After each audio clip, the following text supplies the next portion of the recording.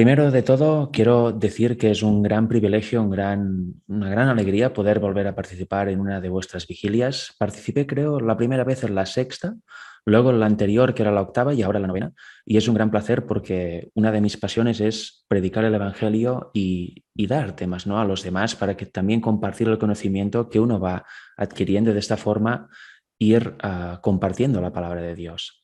Y en esta ocasión, como bien dice el título de la vigilia, dice: la justificación por la fe es el mensaje que lleva a la traslación, que prepara para la traslación. Y en esta ocasión vamos a hablar de lo que yo le he llamado la profecía olvidada. No vamos a hablar de fechas, de tiempos, de sucesos, sino que vamos a hablar de algo diferente, pero que también es profecía y es algo que es bastante olvidado entre el pueblo adventista y muchas veces rechazado, con lo cual hay que volverlo a poner arriba de todo para que la gente pueda focalizarse en este precioso tema que vamos a ver hoy de forma resumida, por supuesto, porque es muy amplio. Fijaros, para empezar me gustaría leer una cita en Exaltad a Jesús, que es la cita que yo mismo he bautizado como la cita que podría dar a título la cita central de esta vigilia. Y es por eso, fijaros, dice: dijo el ángel, Dios irá proveando cada vez más de cerca a cada uno de sus hijos. Algunos están dispuestos a aceptar un punto, pero cuando Dios los prueba en otro, los rehuyen y retroceden, porque hiere directamente a algún ídolo suyo. Así tienen oportunidad de ver lo que hay en su corazón, que los aísla de Jesús. Hay algo que aprecian más que la verdad y su corazón no está preparado para recibir a Jesús. Los individuos son probados durante cierto tiempo para ver si quieren sacrificar sus ídolos y escuchar el consejo del testigo fiel. Los que resisten en cada punto, que soportan cada prueba y vencen a cualquier precio que sea, han escuchado el consejo del testigo fiel y recibirán la lluvia tardía y estarán preparados para la traslación.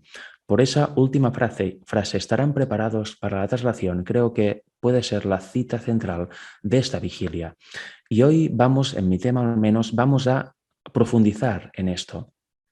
¿Qué significa vencer en cualquier punto, en cada punto, soportar cada prueba y vencer al precio que sea? ¿Qué significa haber escuchado el mensaje del testigo fiel y de esta forma estar preparados para la traslación? ¿Cómo son los que estarán preparados para la traslación? Pues vamos adelante. Fijaros, os quiero leer antes otra cita que está en Mensajes Selectos, tomo 3, página 411, párrafo 1, y originalmente está en el manuscrito 161 del año 1897. Dice así: en el día del juicio, la conducta de aquel que haya conservado la fragilidad y la imperfección de la humanidad no será defendida. Para el tal, no habrá lugar en el cielo. No podría disfrutar de la perfección de los santos en luz. El que no tiene suficiente fe en Cristo para creer que Él puede guardarlo del pecado, no tiene la fe que le dará entrada en el reino de Dios. Aquí vemos que la sierva del Señor es muy clara. La fe que da entrada al reino de Dios es creer que el Cristo nos puede guardar de todo pecado, nos puede ayudar con su poder a dejar de pecar, a vencer completamente el pecado. Y por tanto se genera una primera pregunta introductoria. No voy a profundizar mucho este tema, ya tengo un par de temas en mi canal que lo hacen y hoy no nos daría tiempo, pero vamos a analizar brevemente qué es pecado. Básicamente tenemos dos opciones principales. Una es creer que es pecado nuestra propia carne, nuestra naturaleza humana que hemos heredado de nuestros padres por el solo hecho de nacer. Y hay otra opción, la opción 2, que cree que el pecado es albergar en nuestra mente las propensiones naturales que hay en nuestra carne y manchar así nuestro carácter, desarrollando un carácter pecaminoso que da luz obras malas, que da luz obras pecaminosas. El creer una opción u otra va a determinar por completo nuestra idea del plan de redención y nuestra idea de la salvación. El creer en una opción u otra nos va a hacer creer que es posible vencer el pecado o que es totalmente imposible. Y ahora vamos a ver qué nos dice la Biblia, el Espíritu de Profecía, acerca de eso, acerca de qué cosas se trata el pecado, qué es exactamente, dónde está, ¿es en nuestra misma carne o el problema es que está en nuestro carácter? Vamos a verlo. En 1 de Juan 3:4 tenemos la definición por excelencia que dice la Biblia de lo que es el pecado. Y dice: todo aquel que comete pecado infringe también la ley, pues el pecado es infracción de la ley. Aquí lo vemos claro y raso. El pecado es la infracción de la ley. Eso, como nos damos cuenta, empezaría a invalidar la idea de que el pecado es nuestra propia naturaleza que heredamos de nuestros padres, ¿verdad? Ya vemos que hace referencia como mínimo a obras que cometemos por nuestra decisión. Y en Santiago, capítulo 1, versículos del 12 al 15, nos dice claramente cómo es que funciona la tentación, cómo funciona el pecado, etc. Fijaros, nos dice, bienaventurado el varón que soporta la tentación. Aquí tenemos una primera idea. Hay algo que se llama tentación y que se puede soportar, y los que lo soportan son bienaventurados. Porque cuando haya resistido la prueba, recibirá la corona de la vida. Aquí vemos que se amplía la idea. Es posible resistir las tentaciones, es posible resistir las pruebas, y la consecuencia es recibir la corona de la vida que Dios ha prometido a los que le aman. Cuando alguno es tentado, no diga que es tentado de parte de Dios, porque Dios no puede ser tentado por el mal, ni Él tienta a nadie, sino que cada uno es tentado cuando de su propia concupiscencia es atraído y seducido. Aquí vemos cómo somos tentados cuando de nuestra propia concupiscencia, en otras palabras, cuando de nuestras propias tendencias al mal naturales que hay en nuestro cuerpo, somos atraídos y seducidos. Pero eso aún no es pecado. La tentación en ningún caso es pecado como estamos leyendo aquí, sino que el pecado viene después, cuando pasa una cierta cosa. Dice el versículo 15. Entonces la concupiscencia, después que ha concebido, da a luz el pecado, y el pecado siendo consumado da a luz la muerte. Con lo cual vemos que primero hay una tentación que es debido a nuestras propias tendencias naturales al mal, que por sí mismas no son pecado, y luego esas tendencias cuando conciben, cuando suben a nuestra mente, cuando las albergamos en nuestra mente, ahí dan a luz el pecado. Con lo cual, estas tendencias, estas concupiscencias se convierten en pecado, en pecaminosas, cuando suben a nuestra mente y estas son concebidas, estas son albergadas por nosotros. Y este pecado que ha dado a luz esta concupiscencia concebida en nuestra mente, siendo consumado en acción pública, da luz a la muerte. Con lo cual aquí ya lo vemos claro. ¿Qué nos dice la Biblia? El pecado no es nuestra condición natural, no es nuestra carne que heredamos, no es nuestra naturaleza caída que heredamos de nuestros padres por el solo hecho de nacer, sino que el pecado es cuando hacemos caso a estas tendencias naturales que hay en nuestra carne y conciben en nuestra mente y manchan de esta forma nuestro carácter, llevando a cabo acciones completamente pecaminosas y completamente malas. Y sigamos avanzando. En Gálatas 5:16 nos dice una promesa. Digo pues, andad en el Espíritu y no satisfagáis los deseos de la carne. Y me gustaría leerlo también en la versión King James, en inglés. Dice, shall not fulfill. Es una expresión de futuro, no satisfaréis. Aquí quizá se entiende mejor que en castellano. En castellano vemos que si andamos en el Espíritu, no satisfagáis, ¿no? Elegid no satisfagar los deseos de la carne. Pero en inglés nos dice algo mucho más acurado, mucho más realista. Caminad en el Espíritu y no albergaréis, no satisfaréis, no cumpliréis las lujurias de la carne, los deseos de la carne. Eso es una promesa y debemos creerla porque está en la Biblia. Quien anda en el Espíritu no satisface los deseos de la carne. Quien anda en la carne, bajo el yo, obviamente sí que lo satisface porque no hay nada que le impida no satisfacerlos. Y en 1 Corintios 13 vemos otra maravillosa promesa. Dice, no os ha sobrevenido ninguna tentación que no sea humana. Con lo cual, aquí vemos una idea. Todas las tentaciones son humanas y todos tenemos el mismo origen en la tentación. Siempre son humanas. Nadie está por encima de otro. Nadie recibe tentaciones de otro ser o de otro tipo de ser, sino que todas las tentaciones son humanas, provienen de nuestras propias concupiscencias carnales que hay en nuestro cuerpo. Pero fiel es Dios, que no os dejará ser tentados más de lo que podéis resistir, sino que dará también juntamente con la tentación la salida para que podáis soportar. Aquí vemos una maravillosa promesa que muchas veces no creemos, o al menos cuando se presenta la tentación demostramos no creer, porque caemos. El Señor nos ha prometido que no nos dejará ser tentados más allá de nuestro propio límite y que a la vez que viene la tentación, Él nos da la salida. Simplemente tenemos que pedirla. Tenemos que elegir no caer en la tentación. Tenemos que elegir pedir el poder de Dios para que nos ayude a resistir esa tentación y de esta forma tomar la salida que nos da. Es una maravillosa promesa que muchas veces no tenemos en cuenta o leemos rápida, pero no hacemos nuestra. Y eso puede ser, y de hecho ha de ser, una realidad en nuestra vida. Podemos resistir todas las tentaciones que se nos presenten por el poder de Dios. Podemos elegir, si queremos, la salida que Dios nos da junto con la tentación que nos es venida. Fijaros, en 2 de Pedro 2, versículos 9 y 10 nos dice: sabe el Señor librar de tentación a los piadosos. Aquí nos dice claramente: el Señor sabe librar de la tentación. No es menester que caigamos en toda tentación que se nos presente, ni muchísimo menos, y reservar a los injustos para ser castigados en el día del juicio. Y mayormente aquellos que siguiendo la carne andan en concupiscencia e inmundicia y desprecian el señorío. Por tanto, aquí vemos a los piadosos, a las personas que aceptan la justicia de Cristo, a las personas que realmente entienden lo que es el pecado y no quieren caer a la tentación. El Señor es poderoso para librarlos y Él da la salida junto con la tentación. Con lo cual, ¿qué es lo que impide no caer en la tentación? ¿Qué es lo que impide que no caigamos siempre? Pues nuestras propias decisiones. Podemos elegir no caer en la tentación, podemos elegir la salida de Dios. El Señor tiene poder para librarnos y eso son promesas bíblicas. Ya lo hemos leído en 3 versículos diferentes. En Judas 24 vamos a leer un cuarto ejemplo. Dice: y aquel que es poderoso para guardaros sin caída y presentaros sin mancha delante de su gloria con gran alegría. Vemos que el Señor nos puede guardar sin caída y presentarnos sin mancha delante de Él. Eso significa resistir toda tentación por su poder, la cual nos llegue. Tremenda promesa, ¿verdad? Esta vida de caer y arrepentirnos o caer y al final no tener ninguna conciencia de pecado no ha de ser la nuestra. Podemos tener otra experiencia completamente distinta.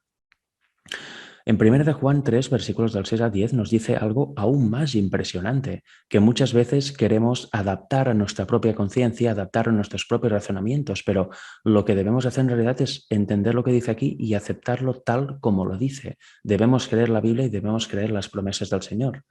Fijaros, dice: todo aquel que permanece en Él no peca. Todo aquel que peca no le ha visto ni la ha conocido. Antes hemos visto que el que anda bajo el Espíritu tampoco peca, no satisface los deseos de la carne.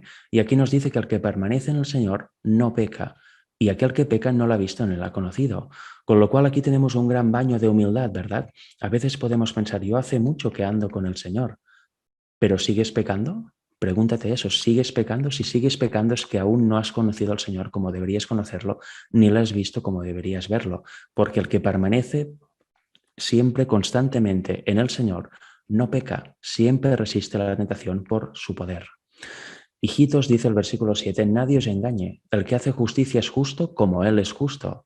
El que practica el pecado es del diablo, porque el diablo peca desde el principio. Para esto apareció el Hijo de Dios, para deshacer las obras del diablo. Todo aquel que es nacido de Dios no practica el pecado, porque la simiente de Dios permanece en él y no puede pecar porque es nacido de Dios. En esto se manifiestan los hijos de Dios y los hijos del diablo.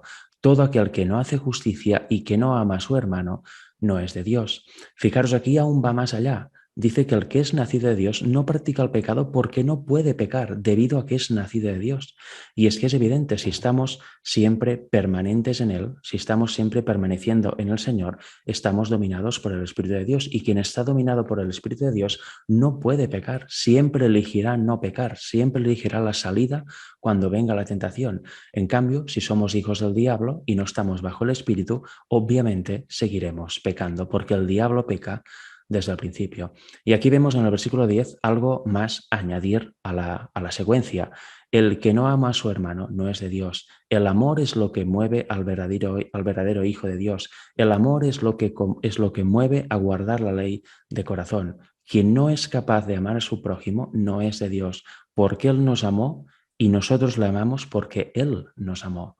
Él vino primero y nosotros somos la consecuencia, con lo cual, si nosotros no hacemos lo mismo con nuestro prójimo, ¿en qué clase de Dios estamos creyendo, verdad?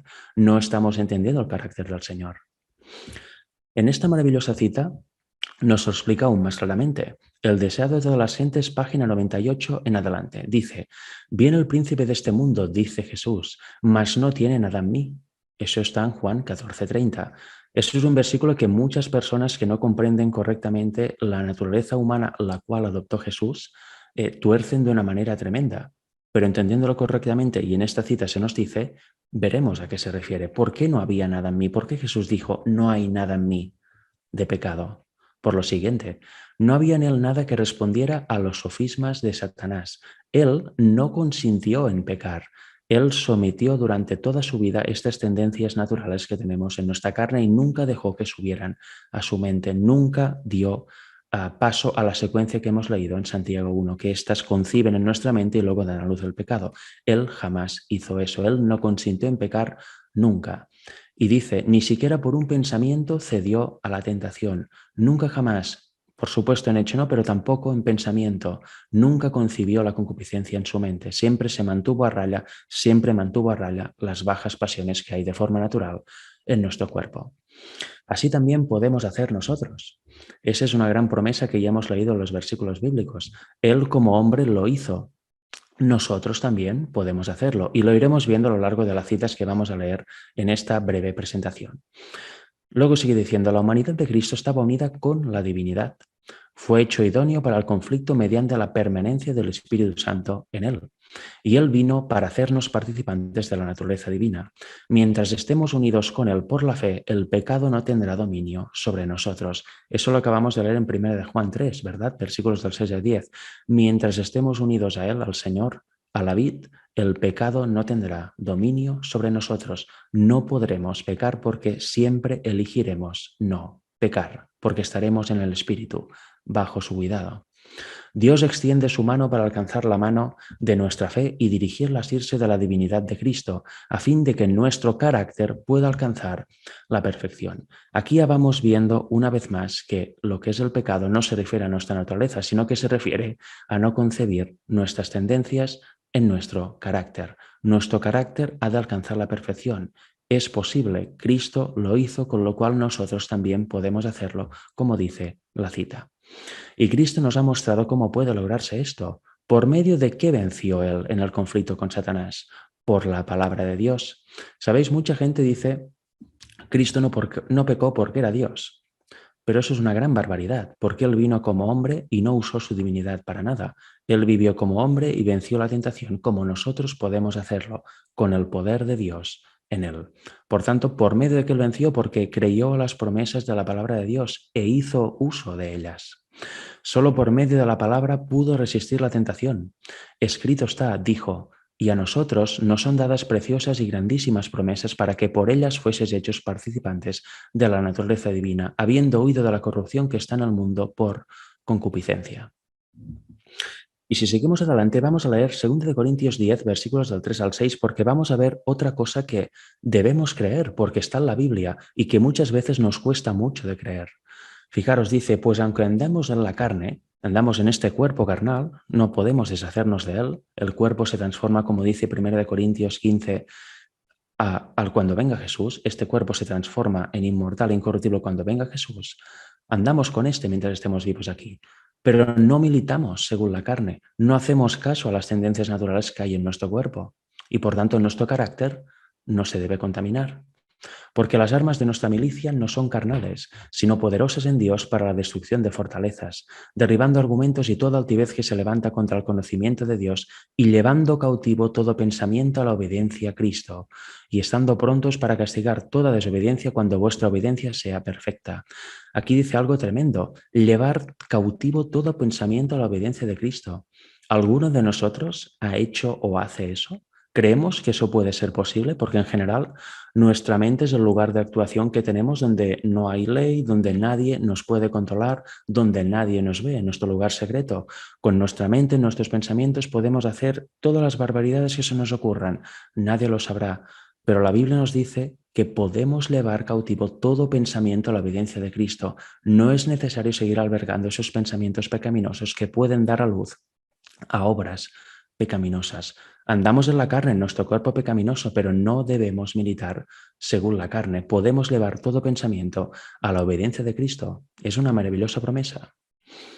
Y en esta cita nos lo va a ampliar un poco más. En Mente, Carácter y Personalidad, tomo 2, nos dice, los seres humanos son entes con libertad moral. Eso es el libre albedrío. Podemos elegir hacer una cosa u otra en todo momento. Nos lo dio Dios y nosotros debemos elegir.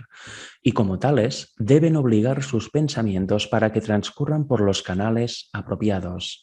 Aquí hay un amplio campo en el cual la mente se puede explayar con seguridad. Si Satanás trata de desviarla hacia cosas inferiores y sensuales, deben traerla de vuelta y concentrarla en las cosas eternas. Y cuando el Señor vea que se hace un esfuerzo decidido para retener solamente los pensamientos puros, fijaros, ha de haber una acción, una elección realmente contundente y sincera a esto, en obligar a nuestros pensamientos a que no transcurren en pensamientos de pasiones bajas, pasiones inferiores y sensuales, sino que debemos hacer un esfuerzo decidido para retener solamente los pensamientos puros. Debemos hacer esta elección continuamente y de forma contundente y sincera. Y cuando hagamos esto, atraerá, como dice aquí, la mente como un imán.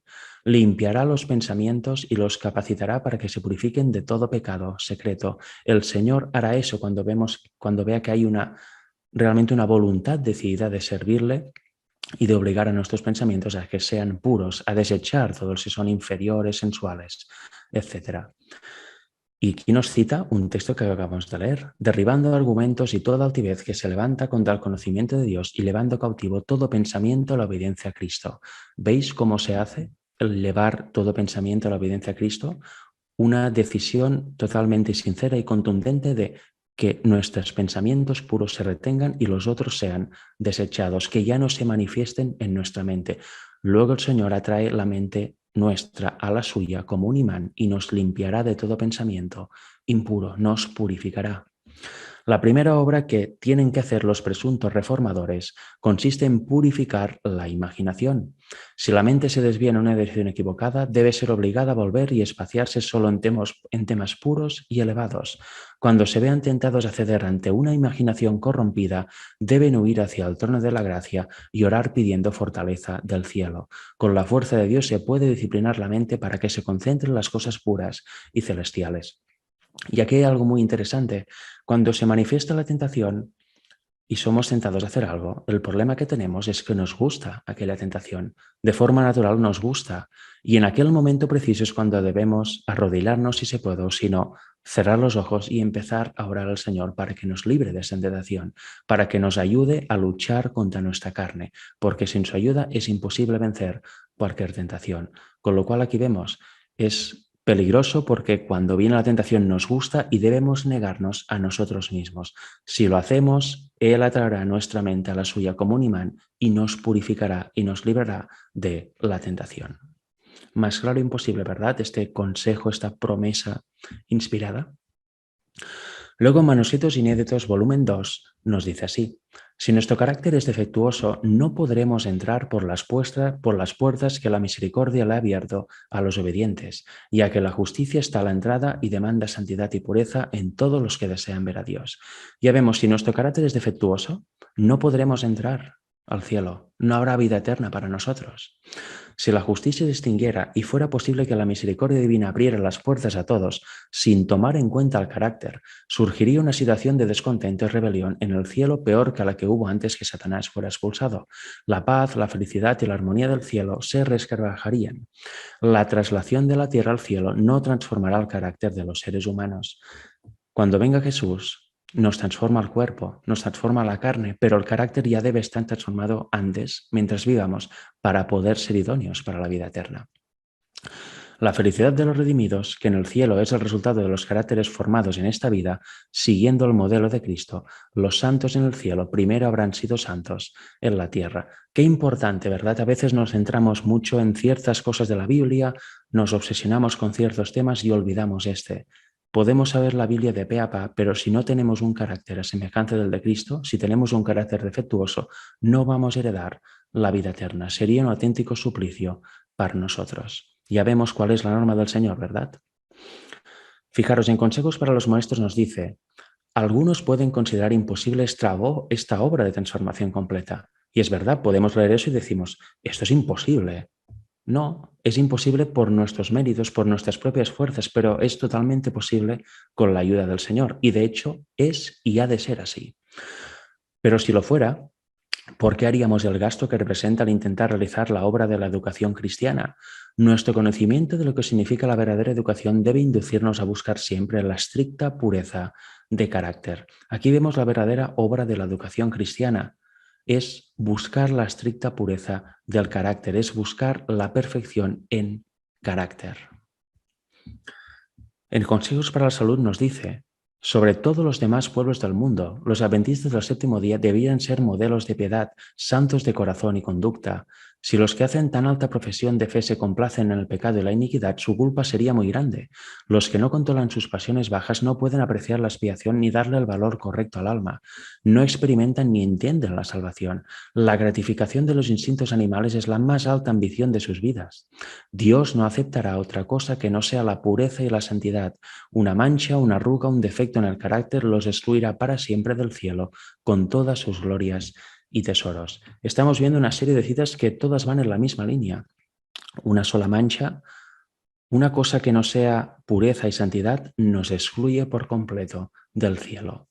Nos excluye completamente. Aquí vemos también, por ende, que la salvación es por la fe, y esta fe lleva a unas consecuencias. No es por obras propias que nos ganaremos la salvación. La salvación ya está ganada con la victoria de Cristo en la cruz. Lo que debemos hacer es aceptarla o rechazarla.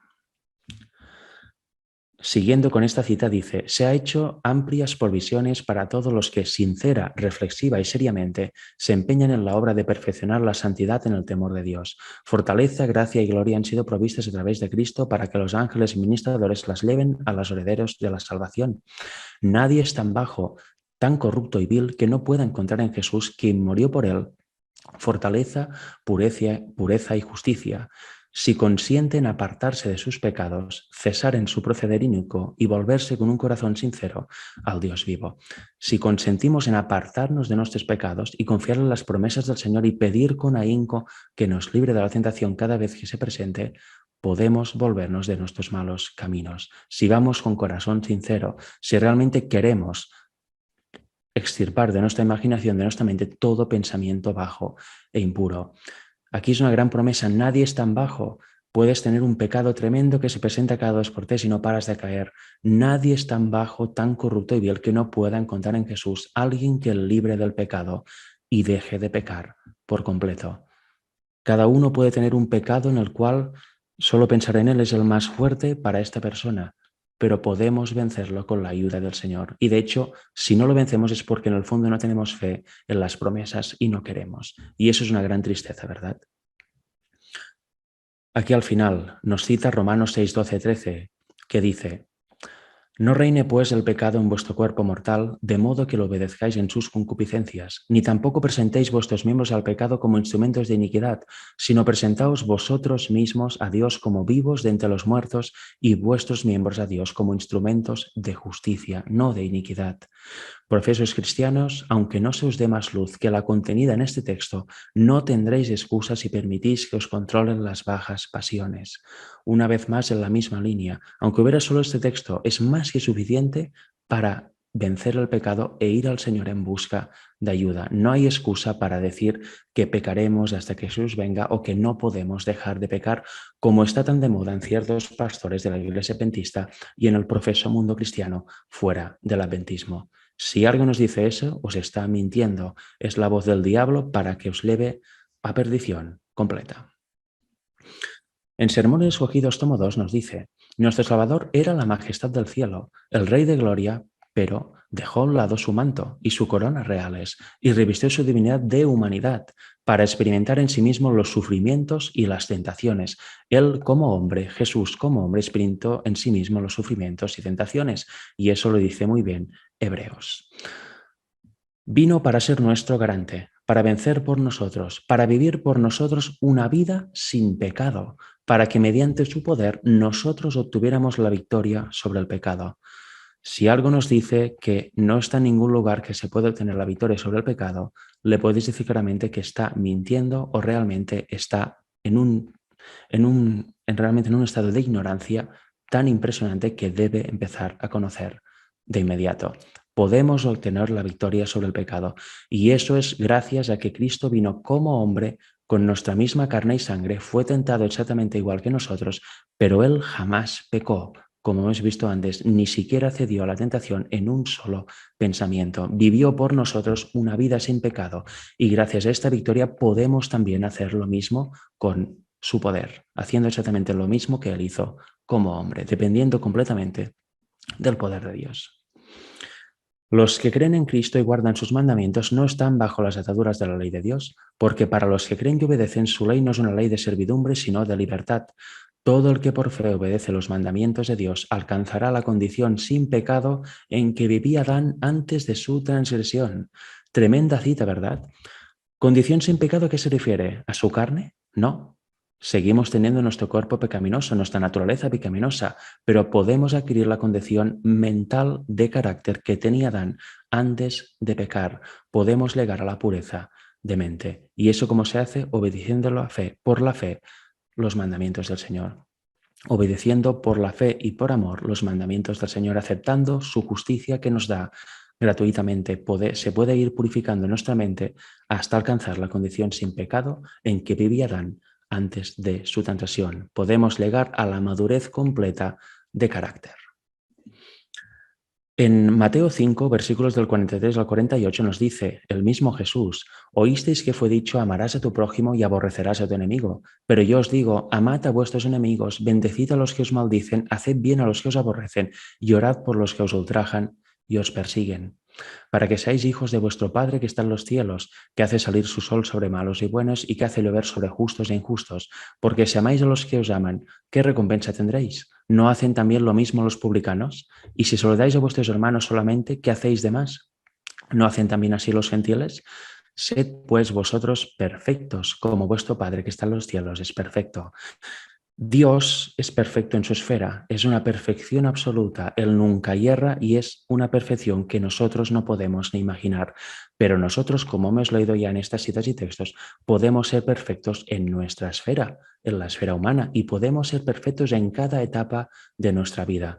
Siguiendo la luz que tenemos a la perfección, ahí somos perfectos. Y a medida que vamos conociendo, vamos avanzando hasta la madurez completa y llegar a la perfección completa de carácter como humanos. Y aquí vemos que la base es el amor, amar a tu prójimo. Tenemos que amar a nuestro prójimo, a los que nos insultan, nos ultrajan, nos persiguen, nos maldicen. En definitiva, para hablar en vocabulario actual, a los que les caemos mal, nosotros los debemos amar. Es su problema si les caemos mal, ¿verdad? A no ser que haya una razón fundada, por supuesto, ¿eh? Pero no debemos contestar el odio por odio, el mal por mal, sino el mal por bien y el odio con amor. Debemos reflejar el carácter de Cristo y el carácter de su Padre. Y vamos a entrar en la parte final del tema. Es un tema resumido, pero creo que vamos bastante al punto para quedarnos con lo más importante. Vamos a entrar en las últimas diapositivas. Vamos a hablar de la generación final, la generación que tendrá un carácter madurado en perfección, la generación que habrá vencido todo pecado, se habrá arrepentido de todo pecado cometido y resistirá toda tentación que se le presente por el poder del Señor. La última generación de hombres y mujeres que tendrán la fe verdadera que les hará aptos para ver a Jesús en vida venir y para heredar la vida eterna, para ser trasladados, como es el lema de esta vigilia. En Apocalipsis 7, versículos del 1 al 3, aparece esta generación y dice: después de esto vi 4 ángeles en pie sobre los 4 ángulos de la tierra, que detenían los 4 vientos de la tierra para que no soplase viento alguno sobre la tierra, ni sobre el mar, ni sobre ningún árbol. Vi también otro ángel que subía de donde sale el sol y tenía el sello del Dios vivo. Y clamó a gran voz a los 4 ángeles a quienes se les había dado el poder de hacer daño a la tierra y al mar, diciendo: no hagáis daño a la tierra, ni al mar, ni a los árboles, hasta que hayamos sellado en sus frentes a los siervos de nuestro Dios. Aquí vemos, no puede haber destrucción ni tribulación final hasta que los siervos de Dios sean sellados en sus frentes. Y luego habla de los 144.000, son esos siervos de Dios sellados en sus frentes. ¿Qué hay en nuestra frente, en nuestra mente? Nuestro carácter. Cuando tengamos un carácter maduro, cuando no cedamos a ninguna tentación, cuando tenemos un conocimiento pleno de lo que es el pecado y captemos rápidamente cuando se acerca cualquier tentación que nos pueda venir y elijamos la salida que el Señor nos da, entonces seremos sellados en nuestras frentes, tendremos el carácter de Jesús, a semejanza del de Jesús. ¿Y luego qué? Empieza la tribulación final, empezando por la ley dominical. Fijaros, vamos a ver algo más. Porque esta gente, esta generación final, va a predicar el fuerte pregón, que no es otra cosa que el mensaje de la acogida por la fe, creciendo y yendo a gran voz, iluminando toda la tierra, por palabra y por ejemplo. porque esta generación lo va a predicar con el carácter de Jesús, va a demostrar que hace mella en su vida y va a demostrar que lo que predican es perfectamente posible porque ellos reflejarán este carácter y demostrarán esta victoria en el Señor. ¿Qué dice el mensaje? Apocalipsis 18, versículos del 1 al 3, mucha gente habla de estos versículos como de otra cosa, ¿no? Pero no se refiere a nada más que la predicación al alta voz y potente como fuerte pregón del mensaje de la justificación por la fe. Dice, después de esto vi a otro ángel descender del cielo con gran poder, y la tierra fue alumbrada con su gloria, y clamó con voz potente diciendo, ha caído la gran Babilonia, y se ha hecho habitación de demonios y guarida de todo espíritu inmundo, y albergue de toda ave inmunda y aborrecible, porque todas las naciones han vivido el furor de su fornicación, y los reyes de la tierra han fornicado con ella, y los mercaderes de la tierra se han enriquecido de la potencia de sus deleites. Y luego en otros versículos que nos están dice que otra voz se une y dice, salid de Babilonia, pueblo mío. La denuncia a Babilonia, junto con el mensaje de la justicia por la fe, es lo que es el fuerte pregón. Y eso lo harán personas que reflejarán el carácter de Cristo, personas que habrán vencido por completo el pecado y tendrán pleno conocimiento de qué es pecado. Tendrán un carácter maduro, un carácter perfecto a semejanza del de Cristo. Fijaros, en Apocalipsis 14:12 aparece esta generación. Aquí está la paciencia de los santos, los que guardan los mandamientos de Dios y la fe de Jesús. Esto es después de la predicación del tercer ángel y del fuerte pregón. Estos son los que lo han hecho, los que guardan los mandamientos y tienen la fe de Jesús. No solo en Jesús, sino que tienen la fe de Jesús. Y fijaros un poco más abajo, en los versículos 14 al 16, dice, miré y aquí una nube blanca y sobre la nube uno sentado, semejante al Hijo del Hombre, que tenía en la cabeza una corona de oro y en la mano una hoz aguda. Y del templo salió otro ángel clamando a gran voz al que estaba sentado sobre la nube. ¿A quién? Al Hijo de Dios, a Jesús. Este ángel clamó a gran voz a Jesús. ¿Y qué le dice? Mete tu hoz y siega, porque la hora de segar ha llegado, pues la mies de la tierra está madura. ¿Por qué llega la hora de segar? Porque la mies de la tierra está madura. Porque las personas que han aceptado el mensaje del testigo fiel tienen un carácter maduro, han madurado su carácter a semejanza del de Cristo. Cuando eso pasa, pueden ser segados. Si no, ¿a quién va a segar, verdad? Y fijaros qué detalle. En el primer mensaje angélico, en Apocalipsis 14:6, nos dice, es la misma estructura. Hay un ángel que llama a gran voz, que es representado por el pueblo, y clama a todas las naciones de la tierra, a todas las personas de la tierra, y dice, la hora del juicio ha llegado. Era un mensaje para el mundo, para las personas, para las naciones. Tenían que conocer cuándo empezó el juicio investigador, debían conocer la hora, 22 de octubre de 1844. Pero aquí fijaros, también este ángel tiene una hora que decir, tiene una hora que predicar, la hora de segar el legado, pero ¿a quién se la predica? ¿La predica a los hombres? ¿Es un mensaje que los hombres han de dar? ¿Es un mensaje que se da al hombre? No, Señor, se le da al Hijo de Dios para que venga y siegue, porque la tierra está madura. El mensaje de la justicia por la fe ha hecho efecto y ha aparecido por fin la generación final. Y el que estaba sentado sobre la nube metió su hoz en la tierra y la tierra fue segada. Fijaros, el deseo de todas las gentes nos dice, y esa es la antepenúltima diapositiva, Cristo ha dado su espíritu como poder divino para vencer todas las tendencias hacia el mal, hereditarias y cultivadas, y para grabar su propio carácter en su iglesia. ¿Cómo se puede grabar su carácter en nosotros, en la iglesia?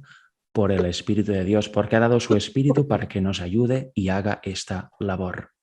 Y nos ayuda a vencer todas las tendencias hereditarias, que quiere decir nos hace resistir la tentación cada vez que se presente, nos hace resistir todas las tendencias naturales que hay en nuestro cuerpo y nos hace resistirla para que no suban a nuestra mente, y las cultivadas a través del arrepentimiento. Cuando ya hemos pecado, el Espíritu nos eleva arrepentimiento y que seamos limpiados de este pecado que ya hemos cometido, ¿verdad? Luego dice, acerca del Espíritu dijo Jesús, Él me glorificará. El Salvador vino para glorificar al Padre, demostrando su amor. Así el Espíritu iba a glorificar a Cristo revelando su gracia al mundo. La misma imagen de Dios, y atención ahora, la misma imagen de Dios se ha de reproducir en la humanidad. El honor de Dios, el honor de Cristo están comprometidos en la perfección de carácter de su pueblo. Con lo cual, una vez más, quien nos diga que no se puede vencer el pecado, que es imposible, que somos pecadores por naturaleza ya desde que nacemos, os está mintiendo o está predicando algo que no conoce en lo absoluto. Ya vemos el honor del mismo Padre, del mismo Dios y el honor de su Hijo, Jesucristo, están comprometidos en la perfección del carácter de nosotros, de su pueblo, con lo cual vaya si se puede vencer el pecado y vaya si se puede llegar a un carácter maduro, perfecto, resistiendo toda tentación, a un carácter purificado. Fijaros, aquí os he mostrado 3 fotos. En la izquierda tenemos unas tomateras que están en sus inicios, aún están en plantel. ¿Creéis que esta tomatera es perfecta en ese estado? Efectivamente, es perfecta. En ese estado que está de su crecimiento, de su desarrollo, es perfecta. Pero aún no da fruto, aún no está preparada para ser segada, para ser cosechada. Aún no ha dado el fruto que se espera que dé. Luego al lado tenemos otra foto. Aquí la tomatera está más crecida y ya hay tomates. Pero estos frutos aún están verdes, aún no han madurado, aún no han llegado a ser lo que deben ser. Sin embargo, ¿estas tomateras aquí en este estado de su desarrollo son perfectas? Por supuesto que sí. En su estado son perfectas. Están en el punto que han de estar en ese estado, con su, vamos a llamarlo así, conocimiento, en esa etapa de desarrollo de la vida. Sin embargo, aún no están preparadas para ser cosechadas. Si se quedaran ahí o se quedaran en el primer estado del plantel, no serían aptas para ser cosechadas. Sería imposible porque no hay fruto que cosechar, no hay fruto que comer. En cambio, en la tercera foto vemos ya la tomatera con los tomates, con su fruto completamente rojo. ¿Y aquí qué creéis? ¿Es una tomatera perfecta en esa etapa de su desarrollo? Por supuesto que sí. Pero aparte, esta tomatera, este estado de desarrollo de la tomatera tiene una diferencia con los otros 2 estados. Esta tomatera ya ha dado fruto y el fruto está maduro. Está lista para ser cosechada. Los tomates están listos para ser arrancados de la planta y para ser degustados, ingeridos por el hombre. De la misma forma, lo que acabamos de ver es con el carácter nosotros y Cristo. Cuando reflejemos el carácter de Cristo, Él viene y ciega. El ángel le dice, la cosecha de la tierra, la mies de la tierra está madura, puedes ir a segar. Nunca lo va a hacer si la cosecha está como en la foto del medio y mucho menos cuando está en la foto inicial, la de más a la izquierda. ¿Hay perfección en esos estados? Por supuesto que sí, pero aún hace falta la maduración completa del fruto. Hace falta llegar a una madurez de carácter. Si nos quedamos queriendo tener un carácter perfecto, si nos quedamos en el estado inicial o en el estado del medio, quizás seremos perfectos con la luz que tenemos, pero no habremos alcanzado la norma perfecta y no seremos aptos para la traslación. La vida es un desarrollo continuo bajo el Omnipotente. Solo así iremos avanzando de etapa en etapa, siendo perfectos en cada momento de la etapa, viviendo la luz que tenemos en cada momento y conociendo cada vez más, hasta llegar a tener una conciencia plena de lo que es el plan de redención, de lo que es el pecado, resistiendo todo pecado a la que se presenta. Fijaros, en esta cita nos dice, la vida cristiana es una marcha constante hacia adelante, lo que estamos diciendo ahora. Jesús está sentado para refinar y purificar a sus hijos, y cuando su imagen se refleja perfectamente en ellos, son perfectos y santos, preparados para la traslación. Si no se refleja perfectamente la imagen de Cristo en nosotros, no estaremos preparados para la traslación. Y eso es un mensaje muy importante para hacer nuestro y para tenerlo en cuenta a partir de que acabe esta vigilia. No podemos hacer como si nada y volver a nuestras actividades como si nada hubiera pasado o nada hubiéramos leído o aprendido. Ha de haber un cambio decidido en nosotros. Se requiere del cristiano una obra grande. Se nos exhorta a purificarnos de toda inmundicia de la carne y del espíritu y a perfeccionar la santidad en el temor de Dios. En esto vemos en qué estriba la gran labor. Hay trabajo constante para el cristiano. Todo sarmiento de la cepa debe tener de ella vida y fuerza a fin de dar fruto, a fin de ser aquella tomatera con el tomate maduro, ¿verdad? Y esta es una cita paralela que he mostrado en varios de mis temas que he presentado en mi canal, pero que ya es la última de hoy. Y es importantísima. Fijaros, recordad la tomatera en sus etapas de desarrollo y cuando da fruto es preparada para ser cosechada. Fijaros qué sucede con nosotros y qué ha de suceder en nosotros. El fruto del Espíritu, y eso está en Gálatas 5, 22 y 23, el fruto del Espíritu es caridad, gozo, paz, tolerancia, benignidad, bondad, fe, mansedumbre, templanza. Este fruto nunca puede perecer, sino que producirá una cosecha según su género para vida eterna. Aquí, la tomatera da tomates, nosotros tenemos que dar este fruto, este conjunto de frutos que en realidad es un todo completo, indivisible, que se llama el fruto del Espíritu, benignidad, paz, etc.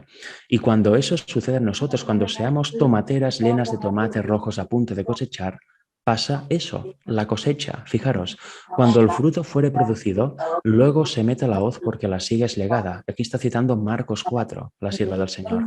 Y luego dice, Cristo espera con un deseo anhelante la manifestación de sí mismo a su iglesia. ¿A qué está esperando Cristo con la hoz en la mano desde el 22 de octubre de 1844? A partir de aquel entonces, la manifestación de sí mismo en su iglesia. ¿Y qué significa eso? Pues lo que ya hemos leído y lo que volvemos a leer ahora. Cuando el carácter de Cristo sea perfectamente reproducido en su pueblo, entonces vendrá Él para reclamarlos como suyos.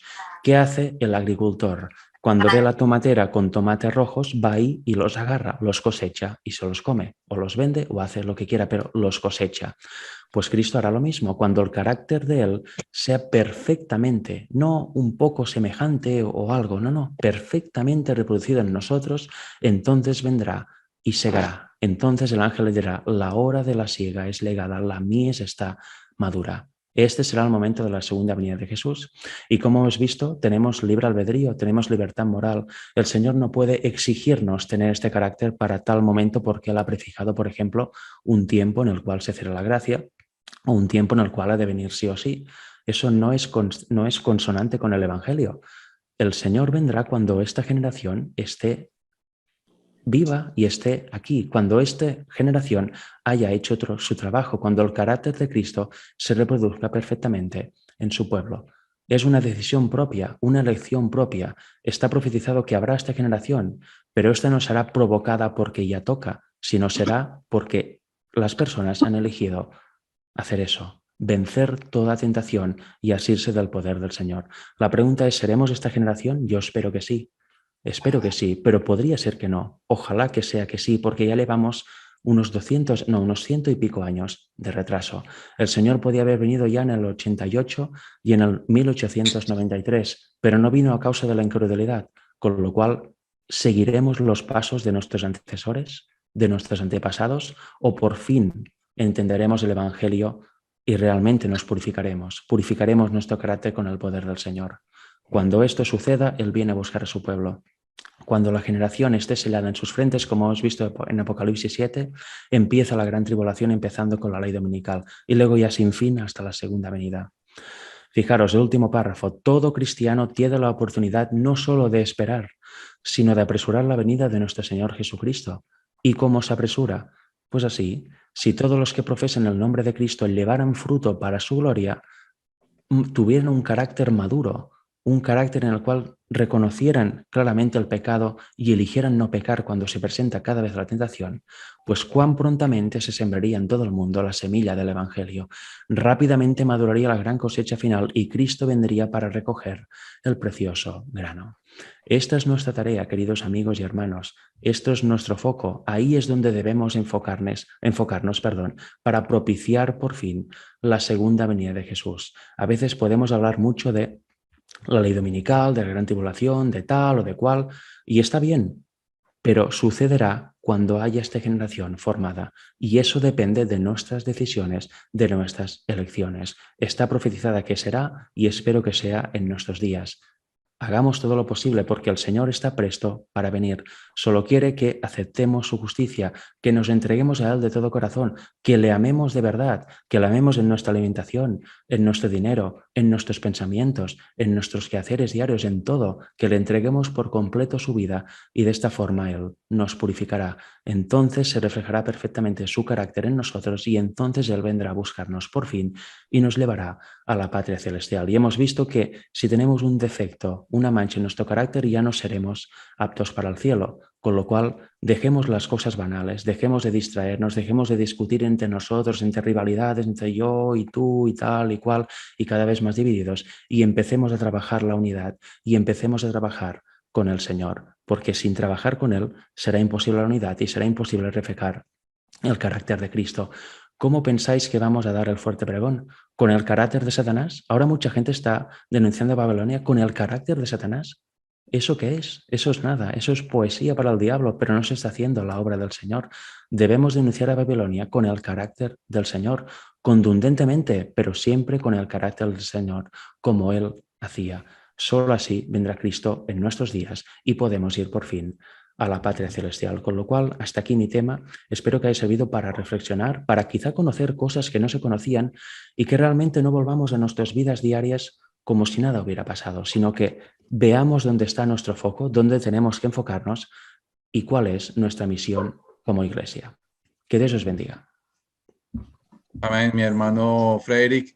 Muchísimas gracias por esta exposición que, como usted lo ha dicho, mi hermano, han sido muy enriquecedor para mí. Ha sido muy enriquecedora esta charla. Quiero invitar, en este momento se abren los micrófonos. Si hay preguntas, quienes quisieran escribirlas en el chat o quienes a bien tengan por el uso del micrófono, pueden aprovechar a nuestro hermano Frederick, que recibirá cada una de las preguntas para responderlas. De mi parte, hermano Frederick, en la charla la respondió y es posible vivir una vida sin pecado, y es correcto. Así es, debemos vivir una vida sin pecado. Has destapado y has expuesto muy bien lo que sucede dentro de la iglesia. Tristemente hay ciertos pastores que están profesando que no es posible, que no podremos lograr vencer el pecado. Y creo que hay una sentencia muy clara en Apocalipsis, el capítulo 3, el versículo 12, y vos lo has registrado también en tus palabras. Dice dice el Eterno en su palabra: al que venciere, yo le haré columna en el templo de mi Dios y nunca más saldrá de allí, y escribiré sobre él el nombre de mi Dios y el nombre de la ciudad de mi Dios, la Nueva Jerusalén, la cual desciende del cielo de mi Dios, y mi nombre nuevo. Entonces es muy importante que podamos lograr vencer. Mi hermano Frederick, muchísimas gracias. Queridos hermanos, por favor aprovechen las preguntas. Creo que es de Daniel, ¿no? Dice Daniel: buenas noches, feliz sábado a los hermanos, Dios les bendiga. Gracias al hermano Frederick por la exposición del tema. Es la segunda vez que lo escucho en la vigilia y me gustaría hacerle una pregunta. Dice: ¿el cambio de nuestro carácter a la perfección de Cristo es una condición para el regreso de Cristo? Muchas gracias, Dios le bendiga. Saludos desde San Pablo, Brasil. Efectivamente, hermano Daniel, lo hemos leído de hecho ahora al final. Efectivamente, Cristo vendrá cuando el carácter de suyo, cuando su carácter se reproduzca perfectamente en su pueblo. Es menester eso, porque si no, ¿a quién va a venir a buscar, no? ¿Cómo va a segar a gente que no da fruto? ¿Cómo vamos a recolectar tomates en una tomatera que los tiene verdes o que ni siquiera tiene, no? Efectivamente, es condición. Así dice lo escrito. Ok, es muy clara la respuesta. Es menester, debe ser, es una condición. Sí, señor. ¿Alguien más? ¿Alguna más, hermano José? Hola hermanos, un abrazo fuerte desde El Salvador. ¿Puedo hacer una pregunta? Claro, mi hermano. Adelante. Hola Frederick, un abrazo fuerte. ¿Te acuerdas de mí? Un abracito ahí hasta Sí, España. El sí, hombre sí, del sí. futuro. Un abrazo. Gracias por compartir este conocimiento con nosotros. Una consulta para ti. Bueno, nosotros en el grupo, una de las características que tenemos es que creemos que la profecía de los 6.000 años no es condicional. Es decir, que, bueno, la pregunta está orientada a lo siguiente. El carácter del pueblo de Dios que subsistirá en los días finales coincide con el fin de esos 6.000 años. ¿Qué te parece? La verdad es que yo lo que sé es que efectivamente el fin coincide con la perfección de carácter del pueblo de Dios. ¿En qué tiempo coincide, en qué tiempo no coincide? Eso no me atrevo a asegurarlo. Hace años sí que lo hacía de una forma totalmente directa, pero claro, no tenía el conocimiento que tengo ahora, ¿no? Acerca del mensaje del 88, el mensaje de Wagner Jones, etc. Pero lo que sí estoy seguro, independientemente de si coincide en el 6.000, el 7.000 o mañana mismo, es que cuando venga Jesús, el pueblo estará sellado y reflejará perfectamente el carácter de Cristo. Eso es lo que, en mi opinión, y lo que veo en los escritos, deberíamos centrarnos. Más allá de si coincide con esto o con lo otro, cuando tenga que ser, será. Pero nuestra misión es reflejar este carácter, trabajar con el Señor para que nos purifique, todo pensamiento y realmente vencemos el pecado en su totalidad. Lleguemos a una madurez de carácter completa, que no nos quedemos como la tomatera en plantel o la tomatera con los tomates verdes, que casi está madura, pero no lo está. En eso debemos enfocarnos porque si no, no habrá traslación para nosotros. Ok, Joaquín Cardona tiene levantada la mano. Por favor, hermano Joaquín.